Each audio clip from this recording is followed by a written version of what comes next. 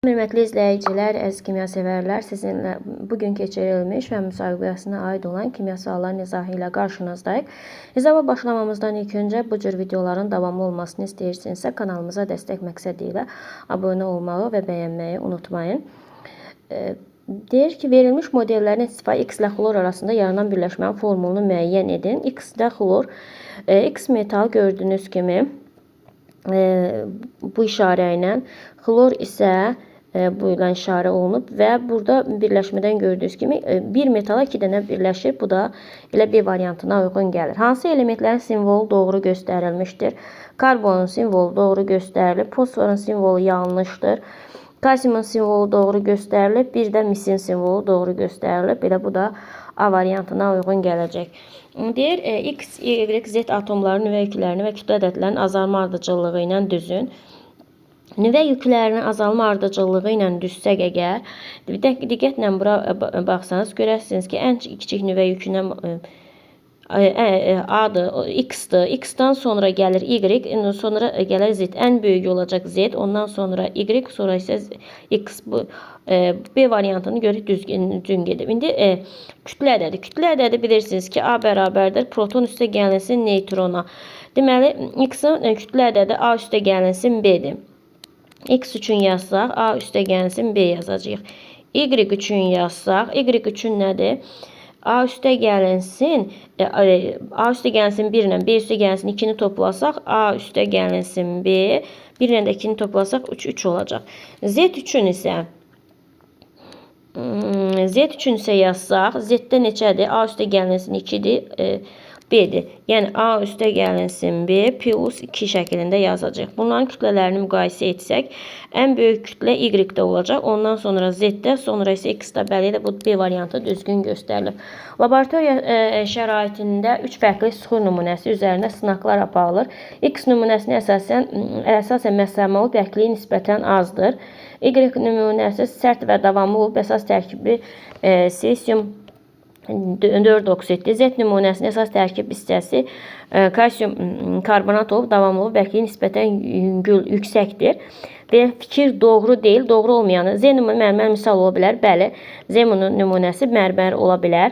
Bizə də yanlış dediyinə görə götürmürük. Y maqmanın soyması ilə obsidan ola bilər. Bəli. Sərt və davamlı maqmanın soyması nəticəsində yaranan obsidandır. X qum daşını misal göstərmək olar. Məsləhəməli bərkliyi az olan qum daşı, bəli, ola bilər. Y tədricən müxtəlif sıxılması ilə əmələ gəlir. Xeyr, bunu deyə bilmərik. Ona görə də cavabımız olacaq D variantı. Su ilə homogen qarışıq suspenziya və emulsiya əmələ gətirir. Su ilə homogen qarışıq əmələ gətirən etil spirtidir.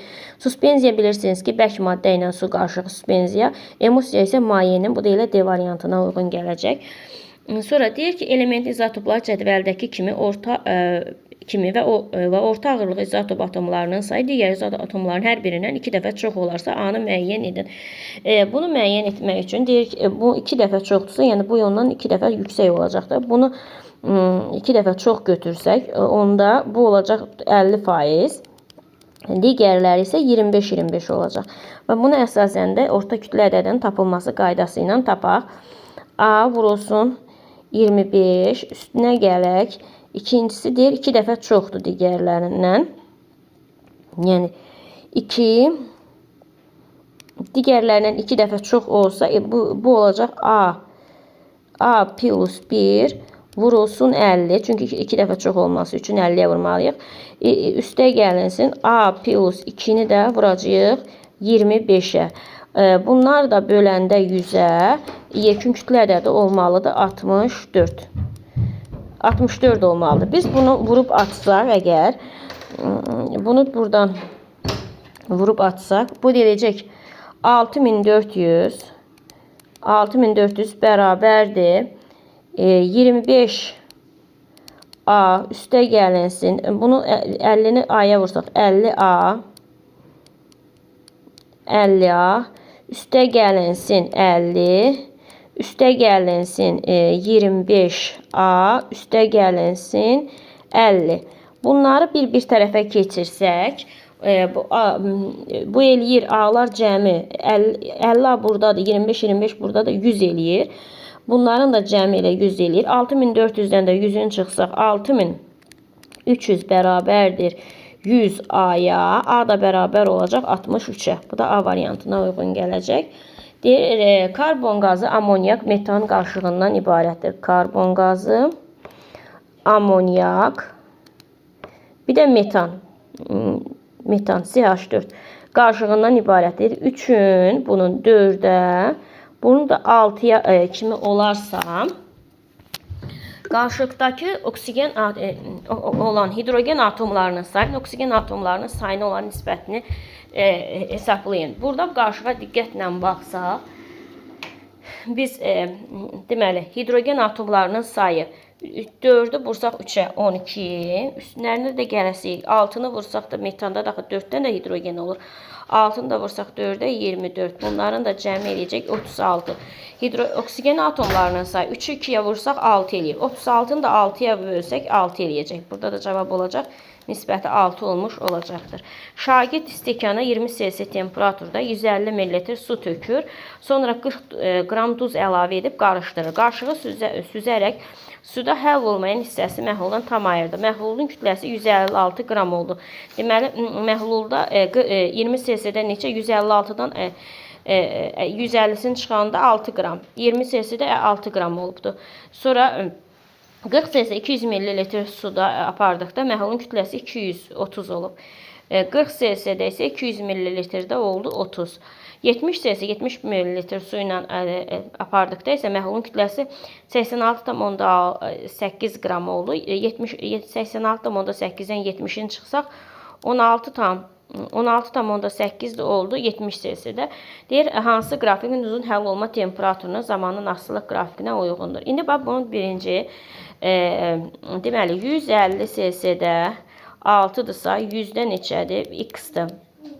Biz buradan da X-i tapsaq 20 cc temperatur üçün bu da bərabər olacaq 3-ə. Yox, X bərabərdir yazaq. 150 100 vurulsun 6'ya. Bu da bölsək 4 eləyəcək. Deməli X-imiz üçün 20 cc temperatur üçün oldu 4 qram. İndi keçirik 40 cc temperatur üçün. 40 cc temperatur üçün deyir ki 70'də 16,8-dirsə, onda biz 100-də neçədir? 100-də də X, buradan da X də bərabər olacaq. Vursaq eləsək, sonra 24. Deməli 40 cc-imizdə oldu 24. İndi bizə 24 bu 70 40 ay deyildi 70 cc-də. 70 cc-də oldu 24. Demək 20-də 4-dür, 70-də 24-də 40 üçün hesablayaq. 40-da neçə deyir? 200 ml 30'dur. Deməli 200-də 30'dursa onda 100-də də neçə olacaq? 15. 40 dərəcəmizdə də oldu 15. İndi biz götürməliyik ki 20 cc-də 4 olan, bura diqqətlə baxsaq 20 elə budur düzgündür. 20 cc-də 4 olan budur. 40 cc-də burada gördüyünüz kimi 15'ə uyğun gəlir. 70 cc-də də burada 24'ə uyğun gəlir. Cavabımız olacaq. Burada C variantı uyğun gəlmiş olacaqdır. Sonra deyir ki 9'da bizdə iyonlar verilir. Verilmiş məlumata əsasən Y atomun kütlə ədədini hesablayın. X və iyonlar elektron sayları bərabərdir. Yəni bu nə deməkdir? Bu o deməkdir ki yer açaq indi sizə. Deməli elektron sayları bərabərdir. Bu o deməkdir ki, bunun proton sayı 1-dirsə, P1 üstə gəlinsin, bu mənfi plus 3-dürsə, plus 3-dür deyə özündən 3 elektron verib. 3 elektron verəndə P2 də özünə, buradan gördünüz, mənfi 2 elektron alanda bir-birlərinə, yəni elektron sayılar bir-birlərinə bərabərdir. Bu da P2 bərabərdir. Burada da deyir ki, P1'in üstünə N1 gələndə 27 olur. P1 üstə gəlinsin N1 bərabərdir 27'yə. P2 bərabərdir N2'yə. N1 də bərabərdir P1 üstə gəlinsin 1'ə. Buradan biz bildik ki buradan P1'i tapsaq əgər, buradan P1'imiz bərabər olacaq neçə? -3 bu üzə keçən P2 üstə gəlinsin 5 olacaq. Gətirib burada yerinə yazsaq, N1 də burada nəyə bərabərdir? P1 üstə gəlinsin 1. Yəni N1'imiz də bərabər olacaq. P2 üstə gəlinsin 6 olacaq. Gətirib hamısını yerinə yazaq. Gətirib yerinə yazsaq əgər, P2 üstə gəlsin, bu da bərabərdir. Deməli, buradan yazsaq, bu da N1 və P2 üstə gəlsin 6-ya. P2 üstə gəlsin 6. Buradan da deyir ki, 27-yə bərabərdir. Gətirsək, deməli, P1'imiz neçə oldu? P2 üstə gəlinsin 5. Üstə gələk. N1'imiz neçə oldu? P2 üstə gəlinsin 6. P2 üstə gəlinsin 6. Bu da bərabər olacaq 27-yə. Buradan da 2P2 bərabərdir. P2 bərabərdir. Buradan da bu keçəndə, buradan da P2 bərabərdir 16-ya. P2 də bərabər olacaq 8-ə. Deməli, bizdən kütlə ədədini deyir. P2 N2-yə bərabər olduğunda N2 də bərabər olacaq 8-ə. A da bərabər deyil ki, P üstə gəlinsin, proton üstə gəlinsin neutron. Bu da eləyəcək 16. Növbəti sualımızın izahına keçirik. 15. Deyir, X maddəsi müxtəlif suda həll olması verilmişdir. 60 cc-də 250 qram suda hazırlanmış doymuş məhlul 20 cc-yə qədər soyutduqda 100 qram X maddəsi çökürsə A-nı müəyyən edin. İndi buradan 250-də 100 qram çökürsə, buradan yazaq. 250-də 100 qram çökürsə, onda 100-də neçəsiz çökəcək? 100-də də çökəcək X-i. Buradan da X da bərabər olacaq 40. Deməli, bunda 40'ı çökmüş olacaqdır. Burada deməli 60 cc-də bu 80'in üzərinə də 40 gəlməliyik ki, 60 cc-də neçə də həll olunub onu tapaq. 80'in üstünə də 40 gəlsək 120 eləyəcək. Şagird hansı halda kimya labor təhlükəsiz qaydasını pozmur? Buradan bax, maddənin iyini müəyyən etmək üçün buxarın özəlliyi ilə özünə tərəf istiqamətləndirir. Bir budur. Kimya maddə zəhərlənən sinif yoldaşını təmiz havaya çıxar və həkimə çağırır. Bir də bu da elə bu B variantı uyğun gəlir. Qırmızı fosfor üçün doğru olanları müəyyən edin. Suda həll olmur. Bəli, zəhərli və sarımsaq ağ fosfora aiddir. Qaranlıqda işıq saçır. Bu da ağ fosfora aiddir. A variantı olacaq. Uyğunluğu müəyyən edin. Hidrogen və helium qazı. Hidrogen və helium qazına uyğun gələcək B. Hidrogen və amoniak qazı. Buna uyğun gələcək C. Su buxarı və karbon qazı. Buna da uyğun gələcək A. Bu da 18-ci sualımızda B variantına uyğun gəlir. Deyir ki, iyonlarda proton sayı P, elektron sayı E ilə əsasən katyonu müəyyən edin. Katyon nədir?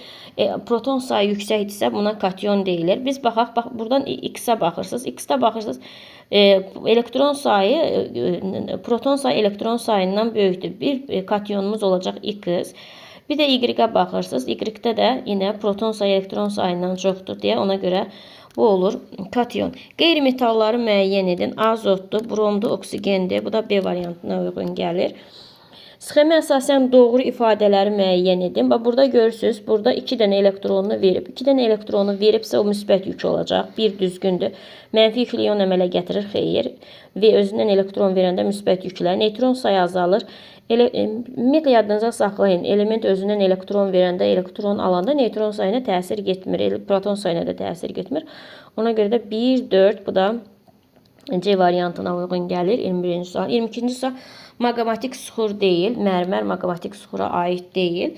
İyonlar elektron sayı A plus B. Bax, burada proton sayını müəyyən edin. A plus B bərabərdir 82. A minus B bərabərdir 18'ə. Bunu biz sistem tənliyinə gətiririk. Alt-alda toplayanda nə olur? Bunlar gedir. 2A bərabərdir 100'ə. A da bərabərdir 50-yə. Tapdıqmı A-nı? İndi buradan gətirib yerinə qoyub taparıq. X üstə gəlinsin.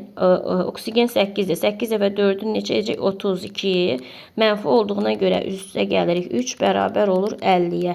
Buradan da X bərabərdir. 50-dən də 35-in çıxsaq 15 olacaq. Bu da D variantına uyğun gəlir. Almaz və qrafit. Almaz nədir? Şəffaf və rəngsiz mayedir, rəngsiz maddədir. Sonra elektrik cəryanını keçirir. Bu aiddir qrafitə. Sonra karbon atomlarının təşkil olunub hər ikisinə aiddir. Karandaş içiliyindən də bu da qrafitə aiddir. Bu da D variantına uyğun gəlir. Şəkildə təsvir olunmuşdur. Deməli, təzyiq artdıqca qazların suda həll olması artacaq. Elə düzgün cavab elə B variantına uyğun. Çünki görürsünüz aşağıya sıxır, basır və bu zaman nə edir? Təzyiq artır. Təzyiq artdıqda görə də yuxarıdakı qaz qabarcıqları mayenin daxilinə doğru hərəkət etmiş olur. Bu qədər. Diqqətinizə görə sağ olun. Bəyənməyi və kanalımıza abunə olmayı unutmayın.